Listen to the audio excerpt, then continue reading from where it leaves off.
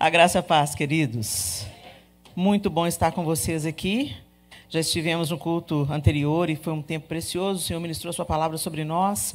É bom a gente estar em família. É tão interessante quando a gente pensa que a igreja do Senhor em toda a terra está reunida. Hoje é domingo, não é dia do Senhor. Para nós que celebramos o Senhor, tem os adventistas que celebram no sábado, mas a maioria dos cristãos celebram no domingo. E nós somos gratos ao Senhor por essa oportunidade. É bom a gente ter essa consciência, que o dia é do Senhor. Então que você se aquete na presença dEle. Amém? Para que Ele fale conosco o que Ele quer falar nessa manhã. Abra sua Bíblia comigo em Êxodo, capítulo 15.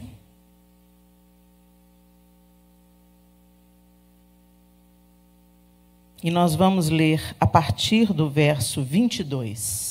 Eu estou usando a nova versão transformadora, a NVT, é a minha versão. Êxodo 15, a partir do verso 22, a palavra de Deus diz assim: Em seguida de quê? Quando você volta no início do capítulo, você vê a descrição do povo celebrando a travessia pelo Mar Vermelho. Então, eles tinham acabado de passar a pés enxutos pelo Mar Vermelho. Deus fendeu o mar e eles entraram, passaram pelo mar e foram livres da fúria de Faraó. E eles entoaram um cântico ao Senhor. Então, é aquele momento que eles estão celebrando, porque Deus os tirou com mão poderosa do Egito. Imediatamente, em seguida, ok? Só para você se localizar onde que o povo está aí. Em seguida, Moisés conduziu o povo de Israel do Mar Vermelho para o deserto de Zur. Caminharam pelo deserto por 3 dias sem encontrar água. Quando chegaram a Mara, descobriram que a água era amarga demais para beber. Por isso, chamaram aquele lugar de Mara. O povo começou a se queixar e se voltou contra Moisés. O que beberemos? Perguntavam. Então Moisés clamou ao Senhor e o Senhor lhe mostrou um pedaço de madeira. Moisés o jogou na água e ela se tornou boa para beber. Foi em Mara que o Senhor instituiu o seguinte decreto como norma para provar a fidelidade do povo. Ele disse: se ouvirem com atenção a voz do Senhor seu Deus e fizerem o que é certo aos olhos dele, obedecendo a seus mandamentos e cumprindo todos os seus decretos, não os farei sofrer nenhuma das doenças que enviei sobre o Egito, pois eu sou o Senhor que os cura. Depois que saíram de Mara, os israelitas viajaram até Elim, onde encontraram 12 fontes de água e 70 palmeiras, e acamparam ali, junto às águas. Senhor, essa é a tua palavra. Nós te pedimos que nessa manhã ela entre pelos nossos ouvidos, seja captada pela nossa mente, mas que ela entre pelo nosso coração. Que o teu Espírito Santo use a sua palavra para nos transformar a nossa maneira de pensar e gerar em nós um novo modo de agir através desse novo pensamento. Nos dê crescimento nessa manhã, Senhor. Ajuda-nos a caminhar na tua presença. Em nome de Jesus. Amém. Gente, é muito importante você entender o contexto. Quando o Senhor chama Abraão, na promessa que Deus faz a Abraão, que faria dele uma grande nação e tal, ele faz uma aliança com Abraão, e ele diz a Abraão claramente que o povo que iria descender dele seria levado ao Egito e seria escravizado por 400 anos. Olha que interessante. Deus já conta isso para Abraão. Abraão, Isaque, Jacó. Jacó era o neto de Abraão. Jacó, pai dos patriarcas, pai das tribos, pai de José. José é vendido pelos irmãos e vai parar no Egito. No Egito, ele se torna, depois da prisão, depois da perseguição, depois do poço, ele se torna o segundo homem em poder no Egito, ficando só abaixo de Faraó. E Deus dá um sonho para José, avisando que o povo iria passar fome.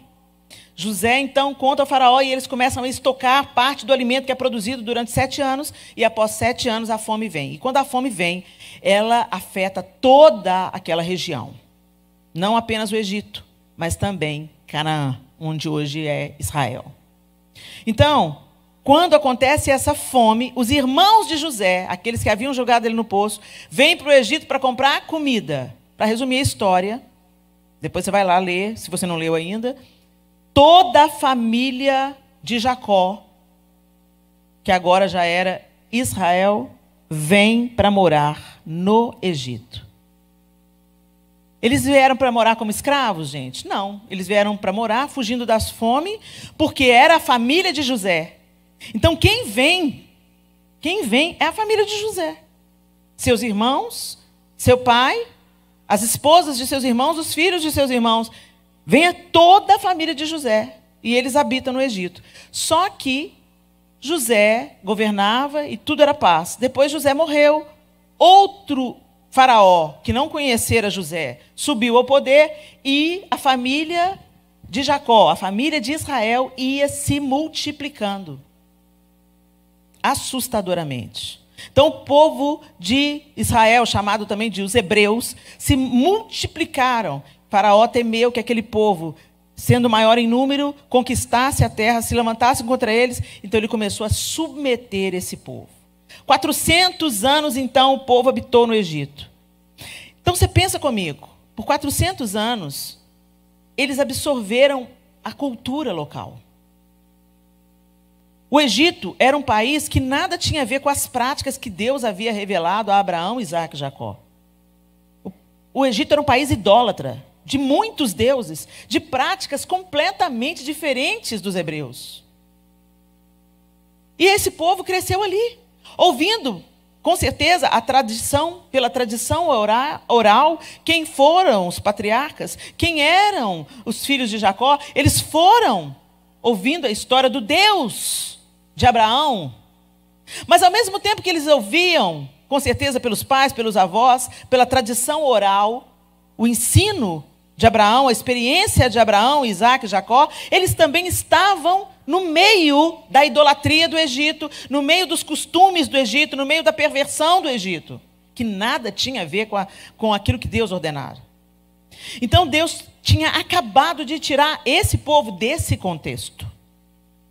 E enquanto Deus estava executando, mandando as pragas para o Egito, ele não estava apenas punindo, tentando convencer Faraó. Porque o texto bíblico diz que o próprio Deus endureceu o coração de Faraó. Mas não faz sentido, Helena. Se Deus manda Moisés libertar o povo, por que Deus endurece o coração de Faraó? Porque Deus não estava apenas libertando o seu povo, Deus estava executando juízo. Cada praga corresponde a uma divindade egípcia. E a última praga, punindo a divindade de Faraó, porque Faraó era visto pelo próprio povo como uma divindade. Então o anjo da morte mata o primogênito de Faraó. Então Deus estava executando o juízo. Tanto tempo aquele povo vivendo ali, multiplicado ali, com seus costumes ali, e não houve conversão do Egito. Não houve uma mudança de coração do Egito. O Egito não se voltou para um único Deus, o Deus de Abraão, Isaque e Jacó. O Egito continuou adorando os seus deuses. Gente, Deus, antes de executar juízo, Ele sempre dá uma oportunidade para que as pessoas se convertam a Ele. Ele sempre faz a mensagem chegar de alguma maneira. Ele nunca executa juízo simplesmente do nada. Quando você vai lendo a história bíblica, você vai vendo, Deus manda o profeta e depois Ele manda o juízo. E esse povo ficou ali 400 anos. Vocês acham que os egípcios não ouviram aquilo que eles criam? Não ouviram a história de Abraão, de Isaque e de Jacó, de como Deus tinha se apresentado a eles?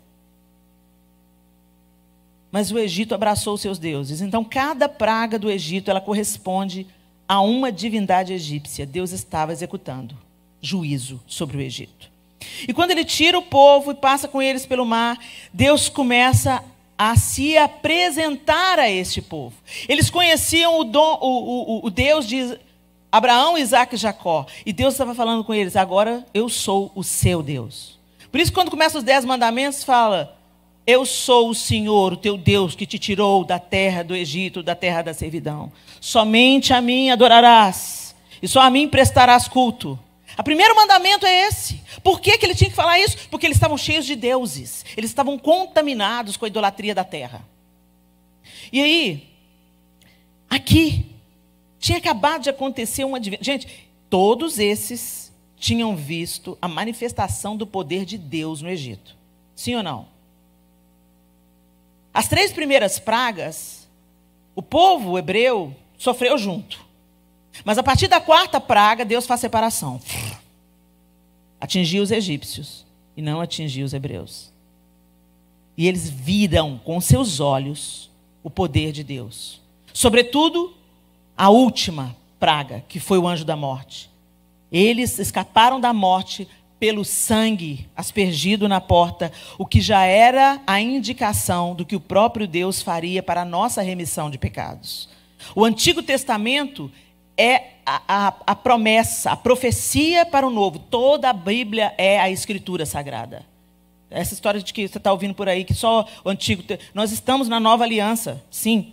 Mas o Antigo Testamento não foi invalidado. O próprio Jesus disse: eu não vim revogar a lei, mas vim cumpri-la. Então, cuidado com essas pessoas que falam que o Antigo Testamento não vale mais. Toda a Escritura. Quando Jesus falava das Escrituras, citava as Escrituras, errais não conhecendo as Escrituras. Quando ele se mostra no caminho de Emaús, e falando as Escrituras, expondo-lhes as Escrituras, ele está falando do Antigo Testamento. O próprio Jesus está expondo no Antigo Testamento. Não dá para falar que o Antigo Testamento não é palavra de Deus, tá, gente? Só para abrir um parênteses aí, dá atenção, porque tem tanta heresia rolando aí, para você se precaver. Toda a palavra de Deus. Sim, nós estamos vivendo uma nova aliança. Nós não somos salvos mais pelas nossas obras, pelo nosso bom comportamento. Somos salvos pela graça, mediante a fé. Entretanto, a lei é o aio da santificação. Nós não podemos viver uma vida santa pelos nossos próprios esforços, mas se temos o Espírito de Deus em nós, o mesmo Espírito que levantou Jesus dentre os mortos, nós podemos viver uma vida em santidade. Então tem muito crente picareta falando assim: não, é pela graça, não é nada que eu faço, e vive essa vida vagabunda. Deixa eu te falar, meu irmão, sede santos, porque o Senhor é santo. E sem santidade ninguém verá a Deus. Ok? Deus não compactua com as obras das trevas. O pecado na nossa vida é uma realidade, mas ele é um acidente de percurso, é por causa da nossa natureza, mas o Espírito de Deus habita em nós para nos empoderar, para nos capacitar a vencer o pecado e não andarmos como escravos do pecado como um dia fomos. Ok? Eles acabaram de ver grande manifestação do Senhor. Uau! E uma maior de todas, o mar abriu. Gente, quando a gente pensa nisso, o mar fendendo para o povo passar junto, quando eles chegam do outro lado, eles são tomados de alegria. Quando eles veem Faraó vindo atrás, eles começaram a temer, o mar fecha. Mais um livramento de Deus. E eles foram tomados de gratidão, de alegria, e eles começaram a cantar e a celebrar a vitória, o escape, a bênção, a libertação. Todos eles estavam ricos. Por quê? Porque o Egito foi despojado, as pessoas davam para eles ouro. De onde vocês acham que eles tiraram o ouro que eles fizeram o tabernáculo? Eles despojaram o Egito. O povo dava para eles riqueza. Vai embora, vai, some daqui. Some, a gente não quer ver a cara de você. Vai, toma.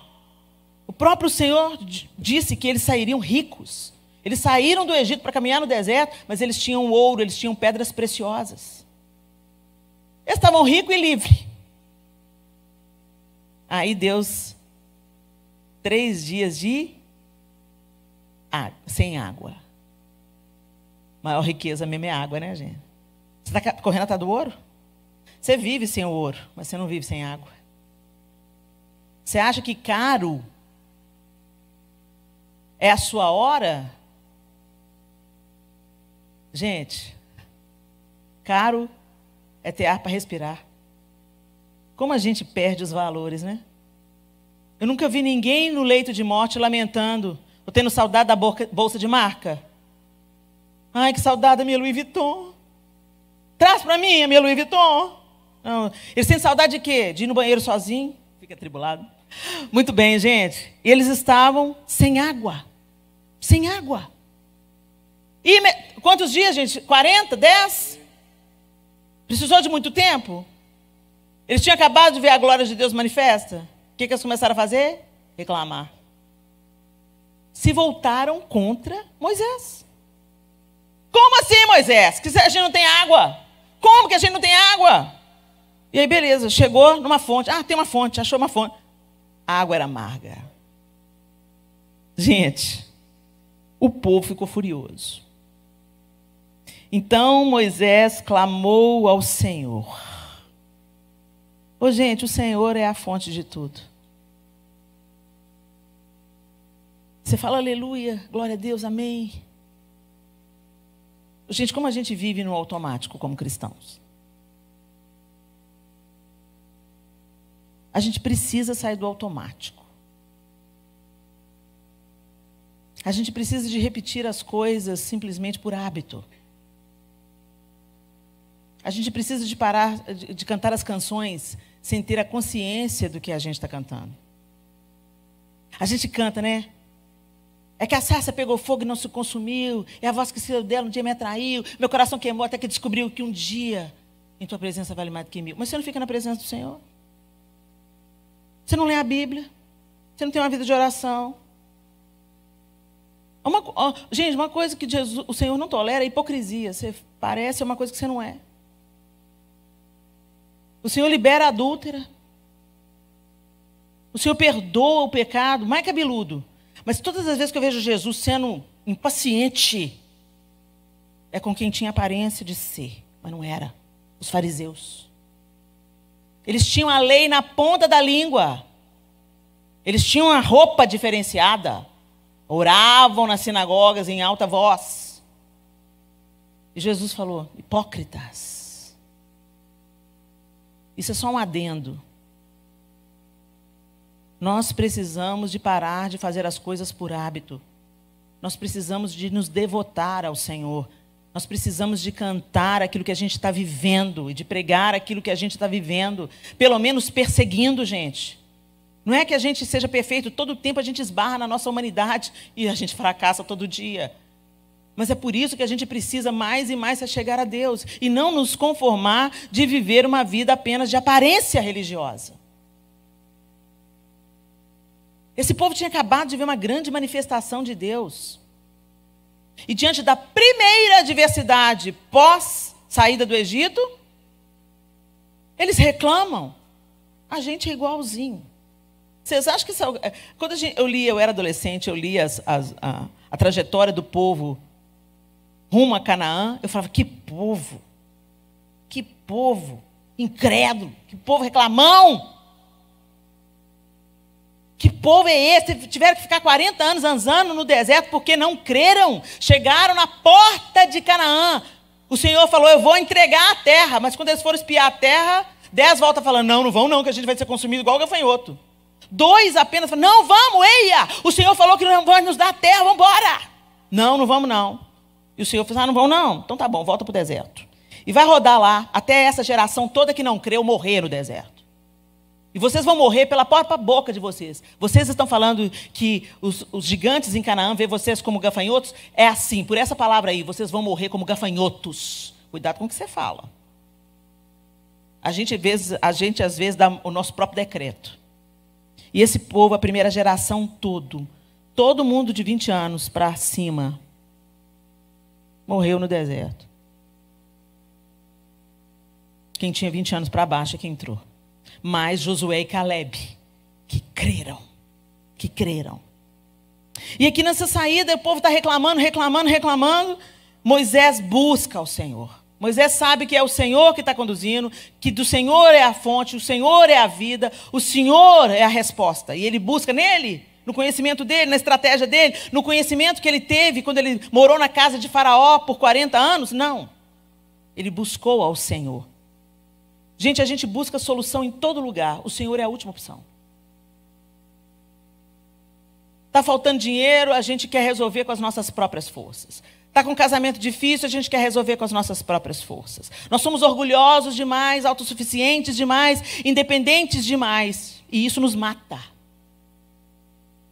Quanto mais a gente se achega ao Senhor e depende do Senhor, mais nós vamos experimentar do seu amor, da sua proteção, do seu sustento e do seu aprendizado. Enquanto o Senhor permite que a gente passe por momentos difíceis, Ele também nos corrige, nos disciplina, nos aperfeiçoa. Nada será desperdiçado.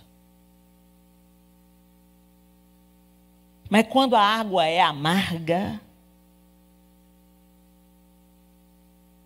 o Senhor é a resposta. E Moisés se volta para o Senhor. A água é amarga, Senhor. Estamos todo mundo com sede. Quando chegamos, a água é amarga. E o Senhor instrui que ele lance. Algumas traduções dizem que é um arbusto, outras traduções dizem que é uma árvore, e aqui nesse texto está dizendo que é uma madeira, né? Um pedaço de madeira. E imediatamente a água se tornou boa para beber. Eu gosto dessa tradução que fala que era uma madeira, porque me lembra o madeiro.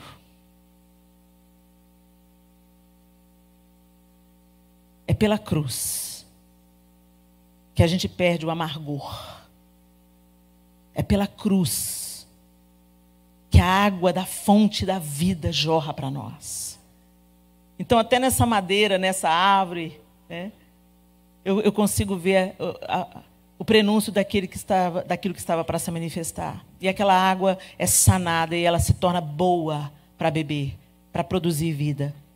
E aí o Senhor fala, é tão interessante que fala, foi em Mara, foi no lugar da dificuldade, foi no lugar da água amarga, foi ali que o Senhor instituiu o seguinte decreto como norma, para provar a fidelidade do povo. Ele disse no verso 26, se ouvirem com atenção a voz do Senhor, seu Deus, e fizerem o que é certo aos olhos dele, obedecendo a seus mandamentos e cumprindo todos os seus decretos, não os farei sofrer nenhuma das doenças que enviei sobre o Egito, pois eu sou o Senhor que os cura. Às vezes a gente pensa que o Senhor é a nossa cura quando a gente está doente, né? A gente busca a cura do Senhor para, às vezes, uma dificuldade física, a manifestação de uma doença no nosso físico. Mas, gente, o Senhor é o Deus que nos cura completamente. É o Deus que cura as nossas dores do passado. É o Deus que cura os nossos relacionamentos quebrados. É o Deus que cura nosso sentimento de inferioridade. É o Deus que cura a nossa carência. É o Deus que satisfaz. Ele é o Deus que satisfaz. Por que a gente vive com sede então, gente? Que a gente bebe de um tanto de poço, mas não bebe da fonte da água da vida. Quando ele fala, se vocês obedecerem aos meus mandamentos, gente, todos os mandamentos e estatutos de Deus, ordenanças de Deus, tanto no Antigo Testamento quanto no Novo Testamento, nós é que nos beneficiamos dela. Elas produzem vida em nós. Deus não é mais santo se eu viver uma vida de santidade. Ele está estabelecido. Quando eu escolho o caminho da obediência, da santidade, eu me beneficio, eu desfruto dessa vida. Eu vivo essa vida abundante. A obediência não é um fardo, é uma alegria, porque eu percebo que amar a Deus não é falar que eu amo, mas obedecê-lo, e a vida dele flui para mim. No culto anterior a gente falou sobre isso, em João 15. Ele é a videira, nós somos os ramos. Se vocês estiverem em mim e eu estiver em vocês, vocês darão muito fruto. Mas para eu estar em Jesus, eu tenho que viver em obediência, em concordância com Ele. Eu não posso ser um ramo pendurado na videira. Se eu estou enxertado na videira, a vida da videira é a minha vida. O que move a videira me move. Eu vivo como Jesus viveria. Gente, isso que é ser cristão. Não é frequentar uma comunidade de fé toda semana, não. Frequentar uma comunidade de fé durante o fim de semana faz parte da celebração de ser cristão os outros 6 dias da semana. Mas muita gente vem para a igreja apenas para desfrutar da igreja e não para ser igreja. Você está aqui, meu irmão, na Canaã, para ser parte dessa família, para ser parte desse corpo. E uma família não é um pai e uma mãe arrastando um bando de filho parasita, que não sabe lavar uma louça, que não sabe tirar o prato da mesa e pôr na cozinha. Para uma família dar certo, todo mundo tem que cooperar. Todo mundo tem que participar. É um corpo. É uma... Se não tem... Onde tem um folgado, tem sempre um sobrecarregado. E Deus não nos chamou para ser família nesse modelo, não, gente. Deus deu o seu próprio filho. Jesus deu a sua própria vida. E você está aí só no receba. Só quer receber, Jesus. Não. Não, gente. O sentido principal do cristianismo é dar. Dar o seu tempo. Dar a sua vida. Servir com o seu dom, com o seu talento. Servir com a sua possibilidade. Ah, mas eu não sei cantar. Não sei tocar. Não sei fazer teatro. Com coisa que servir a Deus, eu sou artista. Tem um tanto de artista que pensa que é servo de Deus, mas não é nada. Está só tentando fazer do púlpito uma cura para a sua alma necessitada de aprovação humana. Quem tem um coração de servo, entende que a guitarra é tão importante quanto a vassoura. Quem tem um coração de servo, entende que a plataforma é tão importante quanto o hospital. Quanto aquele lugar que ninguém quer ir. Isso é ser igreja, é ser participante. Deus já está dando um spoiler do que ele tinha para fazer nesse povo. Ele tirou o povo do Egito, agora ele tinha que tirar o Egito de dentro do povo. Por isso que ele começa aqui em Mara. Depois ele conduz o povo para o Sinai, onde ele vai dar os mandamentos, com detalhes e tal. Mas a gente já vê naquela história que quando Moisés desce do monte, o que está o povo fazendo? Um bezerro de ouro. Esse bezerro de ouro veio do nada? Não, veio de abraçar a cultura no Egito. Veio da mentalidade do Egito. Meu irmão, minha irmã, Deus te trouxe para a igreja. Deus te tirou do mundo. Agora Ele precisa tirar o mundo de dentro de você. Ele precisa de tirar o mundo de dentro de você. E normalmente quando a gente pensa em mundo, a gente pensa em pornografia, adultério, fornicação, drogas. Não, gente. Mentira. Inveja. Cobiça. A cobiça é idolatria, sabia? A cobiça é idolatria. O povo de Israel no Egito fez um ídolo de ouro. Eles já tinham saído do Egito. Eles já tinham visto os feitos do Senhor. Mas dentro deles, a estátua de ouro estava lá. E ela se tornou manifesta. Vocês têm um Deus nessa área aqui. Ele se chama Mamon. Vocês trabalham para viver, gente. E não vivem para trabalhar. Você vive para a glória de Deus. Você só está vivo porque o Eterno te dá vida. Você está respirando aí, ó. Porque Deus permitiu que você acordasse hoje. Um tanto de gente, como o pastor Zacarias disse, um tanto de gente não acordou hoje. Estourou uma veiazinha aqui. Acabou. Nós somos tão arrogantes. A gente fala, eu vou fazer. Daqui 2 anos eu vou voltar. Não, eu vou juntar o dinheiro agora para eu poder voltar daqui 5 anos. Você não sabe se você vai estar vivo amanhã. Então viva a sua vida para o Senhor hoje. Ame a sua família hoje. Beije o seu filho hoje. Trabalhe pelo seu casamento hoje. Eduque os seus filhos no caminho do Senhor hoje. É hoje que a gente tem, gente. Mas mamão não dá para a gente essa noção, não. Não, mais um pouquinho, só mais um pouquinho, só mais um pouquinho. A gente nunca está satisfeito. Tem gente que passou 20 anos aqui e não construiu nada, nem aqui nem lá. O que vocês acham que é isso? Bênção do Senhor? Mamon sugando vocês de canudinho. O Egito dentro de vocês. Não permitam, meus irmãos. Porque senão vocês vão dar voltas, dar voltas, dar voltas e morrer no deserto como gafanhotos. Não permitam. Nossos filhos estão sendo alvejados pelo inferno. Seja o guardião do seu lar. Faça o culto doméstico. Mulheres, preparem a mesa. A mesa é lugar de cura. A mesa é lugar de perceber um filho entristecido, um filho viciado em tecnologia. Agora o marido e mulher vão para a cama com o celular. No Brasil tem menino morrendo afogado porque a mãe distrai no celular.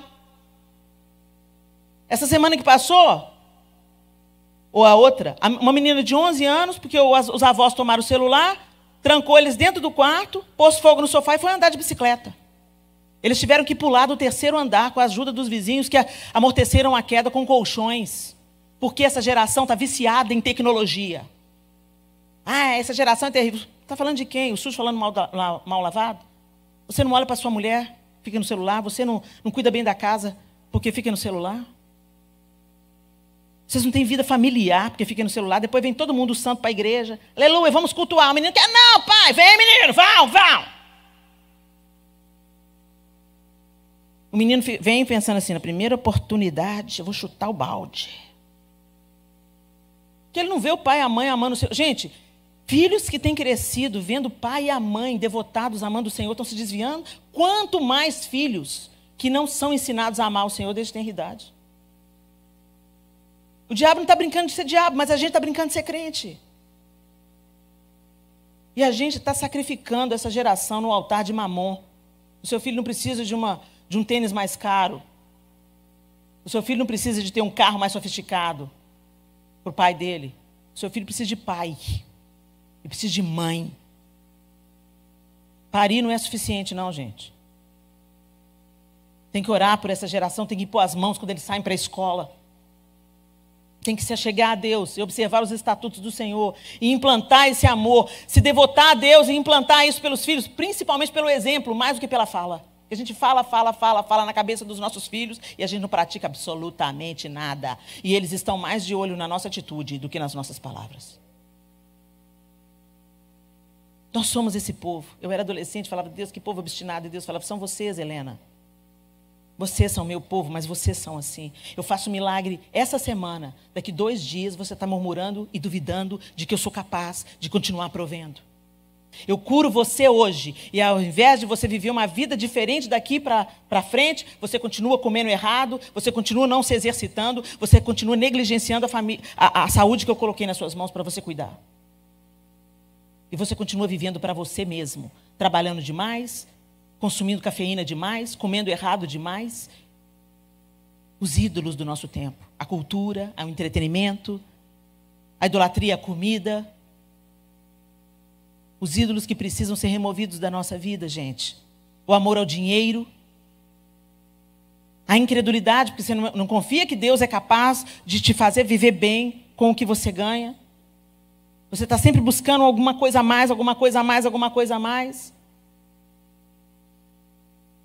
Eu dei o testemunho aqui no culto anterior, que quando nós paramos de ministrar, porque a pandemia começou, todas as nossas agendas em 2020 caíram. E o João virou para mim e falou assim, Helena, e agora? Como é que a gente vai viver? Porque nós não ministramos para ganhar dinheiro, mas todo o nosso sustento vem através da igreja voluntária. Como nós vamos viver? Eu falei, João, até hoje nós tivemos a aula teórica, agora nós vamos fazer estágio. Vamos ver na prática como é que vai ser. Ele o Senhor vai cuidar, né, Helena? Sempre cuidou, vai cuidar. E cuidou. E cuidou de uma maneira sobrenatural. Não faltou nada. E eu vou dizer para você, sobejou. Porque eu pude reformar o meu banheiro, que trabalhando eu não tinha dinheiro para... Deus é mais que abundante. Ele não pode ir contra ele mesmo. Agora, para nós experimentarmos dessa fidelidade, desse livramento, desse cuidado de Deus, vocês veem claramente o que ele falou aqui? Para o seu povo. E obedeçam. Vivam segundo os meus preceitos, os meus conselhos, a minha admoestação. Santifiquem-se. E eu vou cuidar de vocês. O que atinge a maioria não vai atingir vocês. E se você tiver em obediência e justiça, em obediência a Deus, ainda que você morra, você viverá. A morte não é o nosso fim, gente. A morte é uma pausa. Até aquele grande dia, onde do túmulo nós vamos ser chamados. Mas a gente vive tão agarrado a esse Egito. Tão agarrado. Deus para o povo em Mara. Adverte o povo em Mara. Se ouvirem com atenção a voz do Senhor seu Deus, e fizerem o que é certo aos olhos dele, obedecendo a seus mandamentos e cumprindo todos os seus decretos, não os farei sofrer nenhuma das doenças que enviei sobre o Egito, pois eu sou o Senhor que os cura. E o 27 diz assim: depois que saíram de Mara, os israelitas viajaram até Elim. Um oásis, gente. Um oásis. Onde encontraram 12 fontes de água. Estava em falta. Deus os conduziu através de Mara e os levou a Elim, onde tinha 12 fontes de água e 70 palmeiras. E acamparam ali, junto às águas. O Senhor é meu pastor, nada me faltará. Aí você pode pensar assim: mas já me faltou, Helena. Já me faltou. Já me faltou emprego. Já me faltou comida. Já me faltou alegria. Mas o Senhor não falta. Nós nos distanciamos dele. Mas ele não falta. E se você pensar bem, ele é a única coisa que você não pode perder. Você pode perder tantas coisas. Você pode perder o emprego. Você pode perder a saúde. Você pode perder a alegria por um tempo. Mas ele é a única fonte. Ele é o único que pode restituir, que pode cuidar, que pode prover. A vida vem dele. Nós só estamos vivos por causa dele. Tem pessoas, gente, que moram na rua. Elas não têm nada. A roupa do corpo elas têm. Às vezes um colchão. Mas a vida está nelas. E onde a vida, a chance de recomeço. Onde a vida, a esperança. Onde a vida, o Senhor pode mudar a história. Mas quando acaba a vida, não se pode fazer mais nada, a não ser aguardar o julgamento. Vocês entendem que a única coisa que não nos pode faltar de verdade é o Senhor? Porque é Ele que dá a vida. As feministas se gabam, meu corpo, minhas regras. Mesmo? Você consegue manter o seu cérebro funcionando? É você que determina os batimentos do seu coração? Como nós somos arrogantes, gente. A gente não é dono de nada. Um dia sua vida está jóia, está boa. No outro dia você descobre um diagnóstico. E aí tudo passa por uma reavaliação. E graças a Deus quando vem o diagnóstico. Porque é um processo que pode resultar em vida, em fruto, em flor, em abundância, em inauguração de uma nova época. E quem faz isso é Deus. Tem gente que não tem essa chance. Uma amiga da minha filha, Sofia, tem 21 anos. quando ela tinha 18. Uma amiga muito querida dela. Acordou de manhã, como fazia todos os dias, e a mãe estava caída na sala. A mãe jovem, saudável.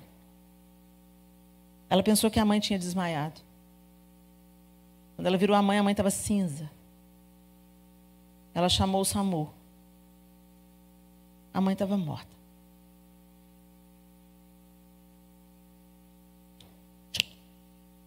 Desligou. Deus tem todos os nossos dias nas suas mãos. Não sejamos arrogantes. Removam os falsos deuses dos seus corações. Não se utilize da igreja, seja a igreja. Não seja apenas parideira, seja mãe. Não seja apenas o provedor, seja pai. Não seja apenas o frequentador de um grupo social, seja irmão. Cuidem uns dos outros.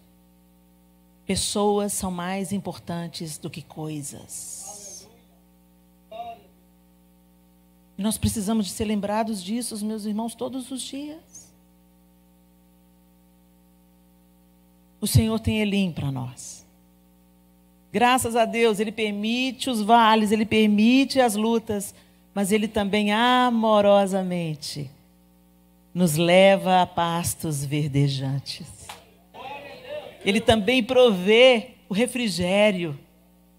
Ele também provê palmeiras, né? Sombra, descanso. Eles acamparam em Elim. Eles ficaram ali não sei quanto tempo. Mas eles acamparam. Não foi uma passagem. Mara, o caminho pós mar abrir, Mara, pouco tempo, um lugar de passagem. Mas em Elim, o lugar da paz, o lugar da abundância, o lugar das águas, o refrigério, acamparam. E a gente acampa para quê? Para se acomodar? Não. Acampa para recuperar forças. Para contemplar Deus. Para estar forte para o próximo trecho desértico. E isso só vai acabar quando estivermos com o Senhor. Mas que até lá, meus irmãos, a gente siga se descolando cada vez mais dos ídolos do Egito. Não abrace a cultura vigente. É muito mais sutil, gente. Não é só não celebrar o Halloween, não. Não celebrar o Halloween e oferecer uma outra oportunidade. Pastores, parabéns por essa iniciativa. Que grande bênção. Oferecer para as nossas crianças um refúgio. É mais do que isso. É não ser moldado pelo pensamento hollywoodiano de felicidade. É não ser conduzidas pelas grandes marcas, que tem pessoas com vidas devastadas que as nomeiam. Pessoas que são inimigos de Deus que as nomeiam. Pessoas que praticam toda sorte de impiedade contra Deus. Nomeiam as grandes marcas que a gente quer exibir. Em bolsas, sapatos e roupas. É mais sutil. Estou dizendo para você ser um estranho eremita. Estou dizendo para você ter discernimento. Onde você coloca o seu dinheiro? Não financie as trevas. Não abrace a cultura vigente. Não seja governado por Mamon. Deixe o Egito para trás. Deus já te tirou de lá. Tantas vezes esse povo disse: a gente quer voltar para o Egito, porque lá tinha cebola e alho. Estava comendo pão que cai do céu, mas estava saudade de cebola e alho. Essa geração morreu no deserto. Isso tem que nos ensinar alguma coisa, pessoal. Isso não está só para encher página. Isso está para nos mostrar o padrão de pensamento do Deus a quem servimos. Como Ele age, como Ele é. Um Deus justo, santo e perfeito, que não tolera conviver com a impiedade. Então que a gente revisite o nosso coração. as motivações que têm nos empurrado. E entenda, às vezes Deus tem um novo lugar para te levar, de refrigério, de bênção, mas Ele precisa de pôr o seu coração à prova em Mara, nas águas amargas, para tirar o Egito de dentro de você. Feche os seus olhos.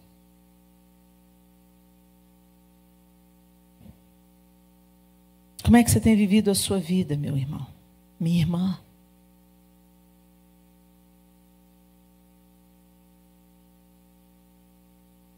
Às vezes nós prestamos tanta atenção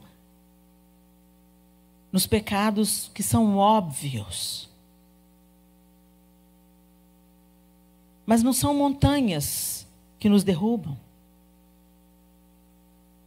São pedras pequenas. Aquelas nas quais tropeçamos são pequenas.